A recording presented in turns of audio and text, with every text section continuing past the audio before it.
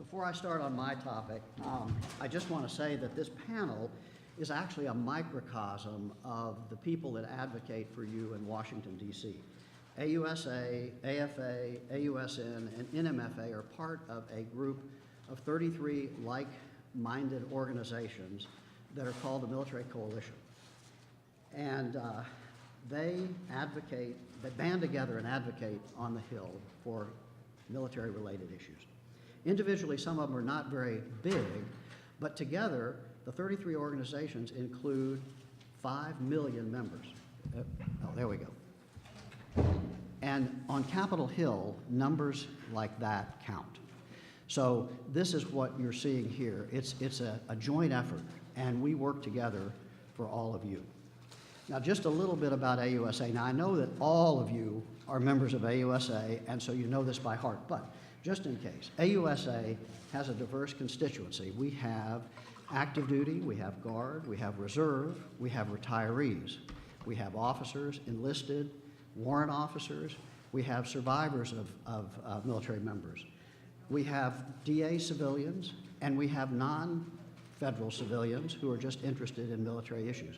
So we represent a wide range of people and issues. We conduct professional development seminars. We have our annual meeting every year. We have our winter meeting every year. We have over 120 chapters around the world, and we have a government affairs office in Washington, D.C. that advocates for issues that are important to the Army and for its members. And now to the subject at hand, sequestration. I'm going to show you the difference between a really wealthy organization and AUSA. See that? That's the way the Navy does things. AUSA, Air Force. it's a shame. We just don't have the money. It all went to them. Anyway. Go Navy. Now, sequestration. You know, there's a literal meaning of sequestration, which means keeping a person or a group apart from others. For example, a jury is sequestered when they're deliberating about a case.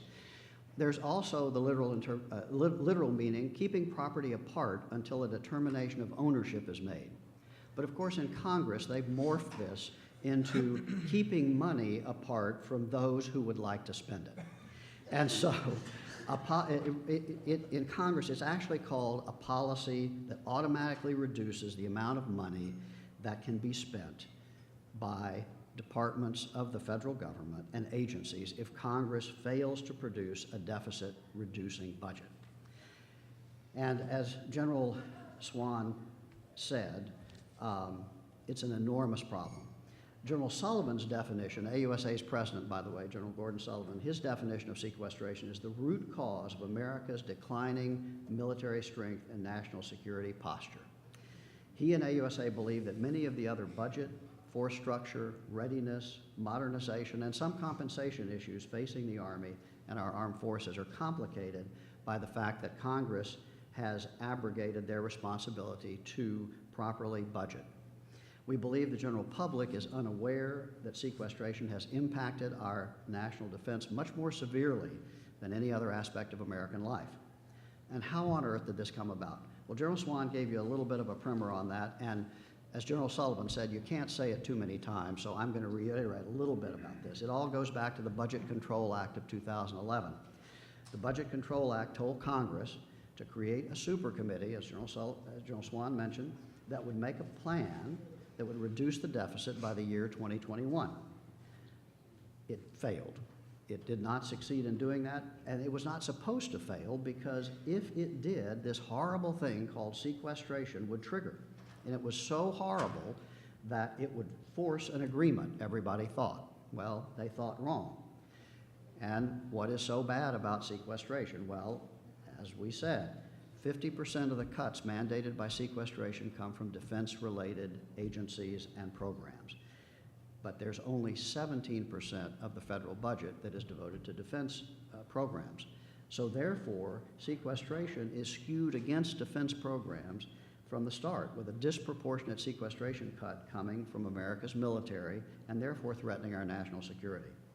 And the Army, the biggest service, absorbs the lion's share of the cuts.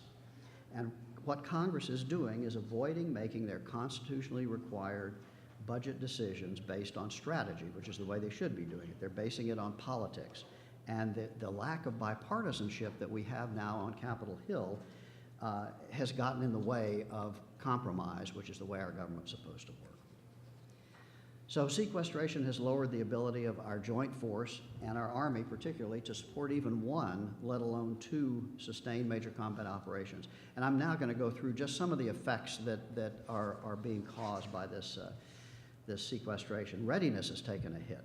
85% of the Army's brigade combat teams, both active and National Guard, are not prepared to deploy. The Army Chief of Staff General Odierno said in testimony just about a month ago, and I'm going to read this. It says, "What keeps me up at night, though, as I sit here right now, is if all of a sudden I get a call saying I've got to deploy 20 or 30,000 soldiers, I'm worried that if we've trained them well enough, or if we've prepared them in a way that I would expect us to prepare them, because what will happen is we'll end up sending them in there because we'll go, but it'll take longer and it'll cost us in lives, and that's what keeps me up at night." And some of the other effects that we see because of sequestration, there were furlough periods for Army civilians. There's tiered levels of readiness right now because not all forces are ready to go. The number of combat training center rotations has been drastically reduced. So you don't get the training that soldiers need. Pilot training has been backlogged. Flying hours have been reduced, both for Army pilots and Air Force and Navy pilots. Battle lost replacement, which is called reset, and depot maintenance has been deferred. Facilities maintenance has been deferred. Schooling and unit soldier training has been canceled, and therefore, of course, there's lower leader development and unit readiness suffers. In modernization, more than 100 acquisition programs were ended, restructured, or delayed, including some of the Army's top programs like the Ground Combat Vehicle and the Armed Reconnaissance Helicopter.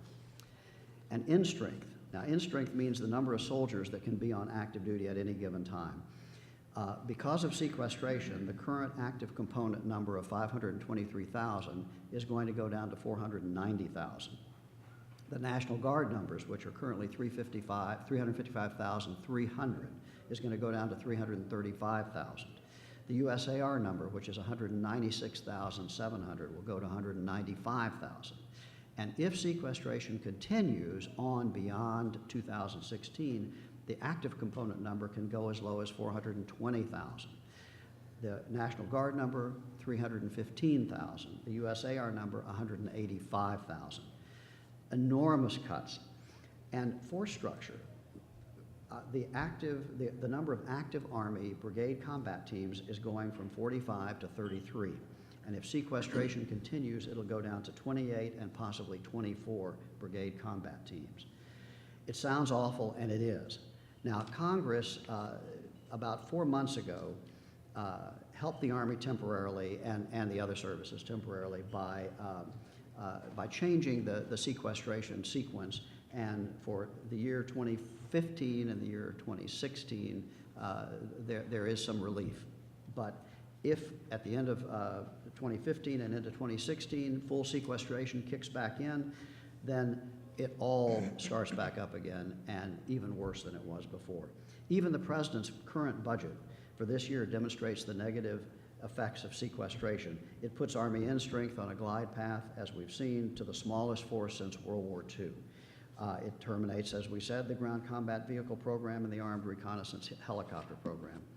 And funds for the Army's effort to look at new technologies for realistic training has been cut. It also forces helicopter redistribution and other force structure issues and overall manpower in strength reductions. And finally, it puts pressure, undue pressure, on military personnel compensation and family programs that could have long-term negative effects on the all-volunteer force, recruiting, and potentially break faith with the military community. And my colleagues are going to talk to you about that. Now, what can you do? You need to contact Congress. You need to urge them to end sequestration permanently. And the way you can do that, if you go to the AUSA website, very simple, www.ausa.org. On the front page of our website, we have a red button that says Contact Congress. If you click on that, you'll get a place to put your zip code in, and when you do that, you'll then get a list of prepared letters.